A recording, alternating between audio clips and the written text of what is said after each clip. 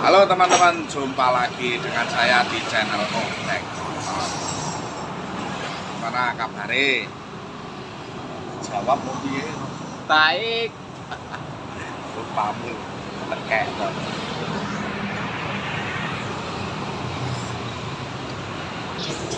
Di kesempatan hari ini kita akan berbagi video teori-teori saja ya.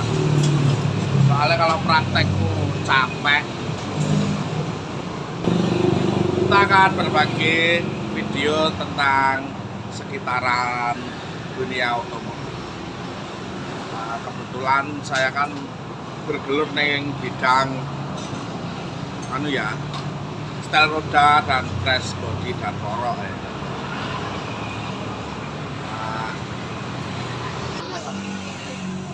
Untuk keluhan-keluhan tunggangan atau kendaraan sepeda motor yang goyang atau yang berat kanan, berat kiri, berat kanan kiri, itu nanti kita akan berbagi teori-teorinya. Yang pertama kita bahas tentang porok ya, dan kerusakan porok. Untuk porok kita ilustrasikan seperti ini. Nah, ini kan ini tempat konstir. Nah, di sini ada shocknya. Kita bayangkan ada shocknya.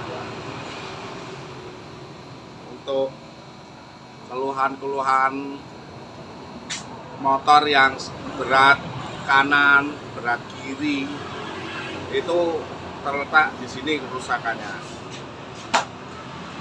Nah, kalau motornya berat ke kanan, biasa nih, T-nya itu bengkoknya ya ke kanan. Ini berat, bengkoknya ke kanan, jadi nggak pas tengah T gini, jadi agak mereng ke sana. Paham ya? Terus kalau yang berat ke kiri ya itu sebaliknya, T-nya ini bengkok ke arah kiri sih. Beloknya. Jadi saya mengilustrasikan motornya itu menghadap ke muka. Terus ada lagi, kalau ini sudah yakin lurus, sudah benar-benar lurus tapi kok masih berat ke kanan apa ke kiri, itu saya pastikan rangka rumah komstir itu miring. Rumah komstir ini ya, jadi ini rumah komstir, ini poroknya, nah itu mesti rumahnya miring kanan apa kiri, nah, begitu. Terus kalau sudah yakin ini lurus, T lurus, rangka lurus, tapi kok masih berat kanan, berat kiri. Nah, kalau ini udah yakin lurus, T lurus, rangka lurus, saya pastikan kalau berat itu berat ke kanan dan ke kiri, nggak cuma berat kanan toh, nggak cuma berat kiri toh. Saya pastikan tidak cuma berat kiri toh atau kanan toh, berarti pasti kanan kiri. Tapi itu di kecepatan cuma di bawah 40 km per jam. Kalau di atas 40 km per jam, berat kanan kiri itu nggak terasa. Nah, kalau penyakitnya seperti itu, saya pastikan itu komstirnya udah rusak. Jadi komstir itu kan ada bola-bola besi itu.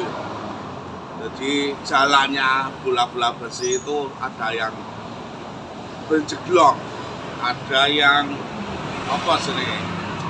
Udah nggak rata pokoknya. Kudu simetris. Yo pokoknya ibarat jalan oke jeglongane. Ibarat jalan itu banyak lubang-lubangnya, jadi berat kanan kiri. Tapi kalau dia larinya di atas 40 km per jam, dia nggak goyang. Paham.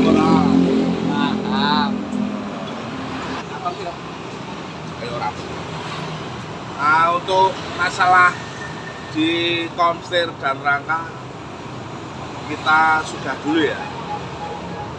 Kita ke bagian roda. Nah, ini. Jadi kalau di roda itu kan maksudnya bagian kaki-kaki. Nah, kalau kaki-kaki itu ya kuncinya harus kenceng. Laker itu harus kenceng, tapi ya bisa muter lancar. As roda itu harus kencang, itu kunci motornya nggak goyang terus. Dan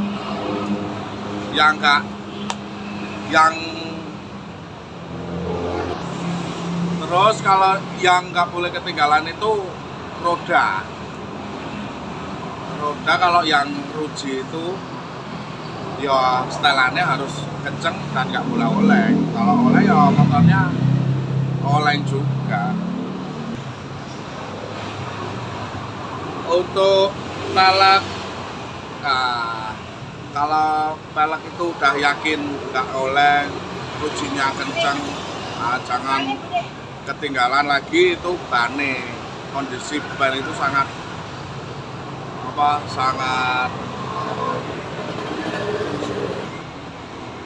penting untuk sepeda motor. Kalau nggak ada bannya ya glesot.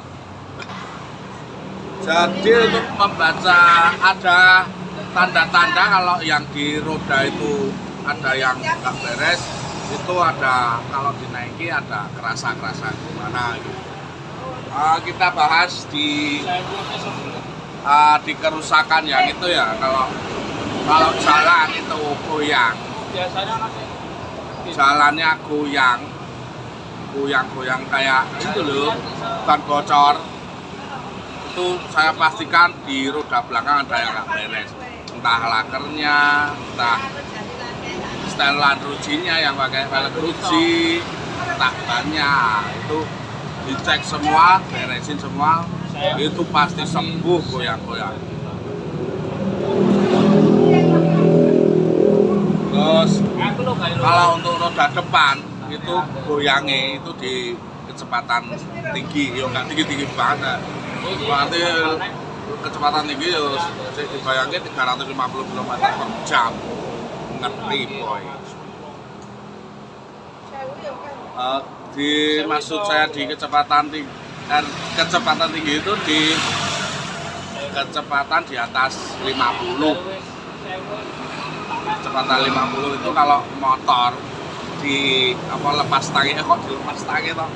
Nggak disetir bahasane ini lepas setir, lepas tangan, ngopo ini jelas setang itu nggak ada yang nyetir, itu geleng. Itu saya pastikan roda depan ada yang nggak beres. Entah lakernya, peleknya, bannya itu pasti.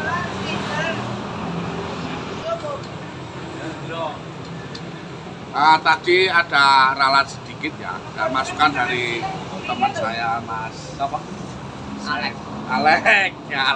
Saya pul dari pinggir Sleman, Yogyakarta. Apa tadi? Lepas kemudi, Bos. Yang dimaksud lepas tang itu maksudnya lepas kemudi gitu loh. Masukannya bagus, saya terima dengan baik. Untuk masalah roda sudah selesai.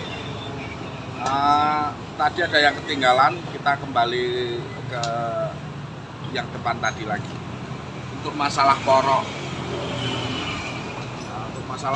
itu ini ada selebornya ya biasanya ya, kecuali yang selebornya udah dilepas. Kalau yang masih ada selebornya, tapi roda itu nggak lurus sama selebor, itu saya pastikan setang itu pasti miring, nggak bakalan lurus. Nah, itu biasanya sok kanan kiri itu nggak sejajar, maju mundurnya nggak sejajar, terus dia buka kanan kirinya itu juga kurang sejajar juga, itu harus dipres juga. Ini saya ada video motor yang kerusakannya ada salah satu saya jelaskan tadi. Kita saksikan sama-sama ya. kita saksikan sama-sama videonya ya. Asuk iki tak dai cesku apa piye, Bu? Mbok yo saka dhuwur.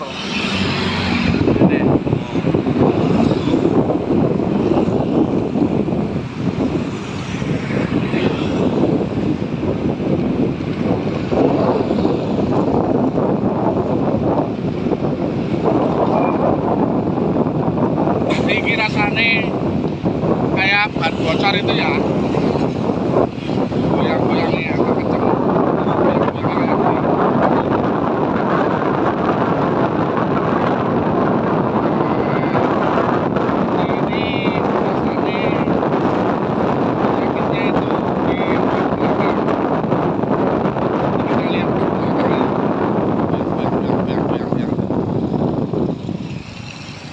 Ayo aku dirim barang.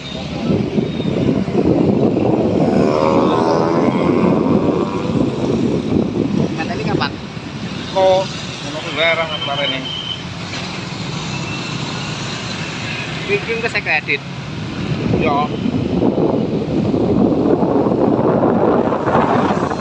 Keseluruhan bodi, porok, segitiga itu aman semua.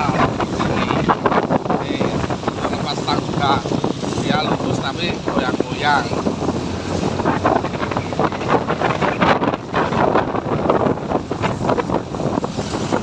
Paus polisi orang pun. Ya ini penampakan motornya yang dicoba tadi ya. Di prediksi saya, kalau menurut saya ini dari pengalaman saya itu motornya goyang-goyang itu penyakitnya ada di ban luar belakang. Kalau yang pelek ruji biasanya itu rujinya kendor bisa, bannya juga bisa. Kalau untuk kasus ini yang rusak bannya, soalnya ini peleknya racing ya. Kalau biasanya itu pelek racing itu agak ngoleng dikit, tapi selama bannya masih bagus dia nggak goyang, nggak terlalu goyang, bahkan bisa dikatakan tidak bergoyang. Kita lihat ya.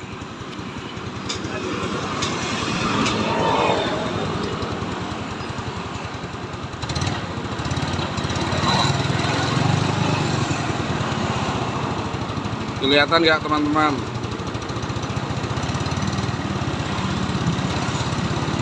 Goyang bannya kelihatan nggak ya? Tuh kelihatan ya.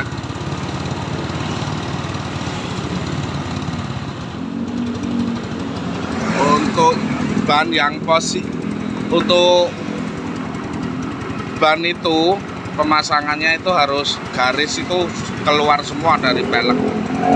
Biasanya ada garisnya. Contohnya garis yang ini ya. Nah ini kan pelek, garisnya ini. Kita cek secara keseluruhan. Secara keseluruhan ini garisnya keluar semua ya.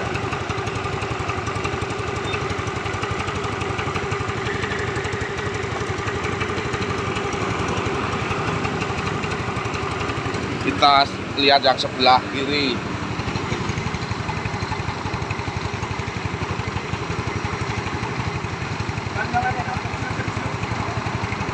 Untuk yang sebelah kiri juga keluar semua.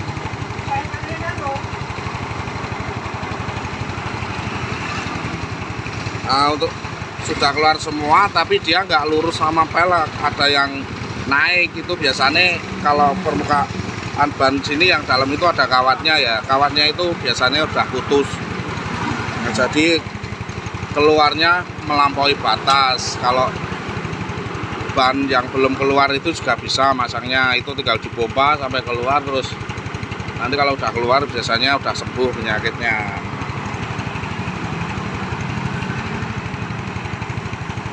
Nah itu ya kelihatan ya naik turunnya ya. Oh baik, walah.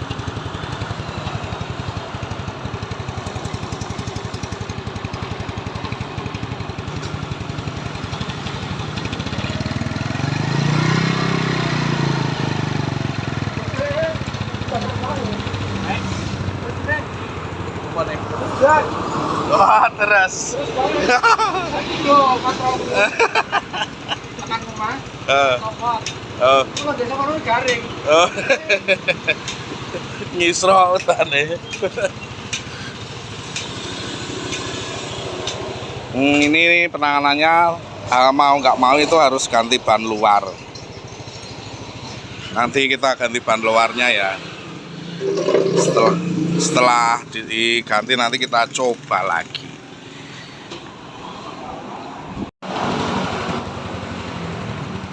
Ya teman-teman, ini motornya sudah diganti ban ya.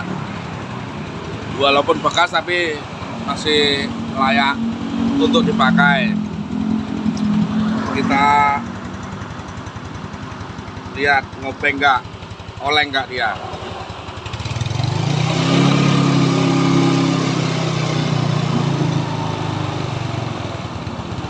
Tuh sudah anteng, ini udah sembuh nih. Nggak usah dicoba ya. Udah yakin ini, udah yakin nggak goyang. Ya terima kasih buat teman-teman yang sudah menyaksikan. Untuk para senior mohon saran dan kritiknya biar saya lebih maju, biar channelnya lebih berkembang. Untuk yang baru mampir dimohon subscribe, like, komen, dan share videonya. Jangan lupa aktifkan loncengnya. Terima kasih buat teman-teman semua. Sehat-sehat selalu semua.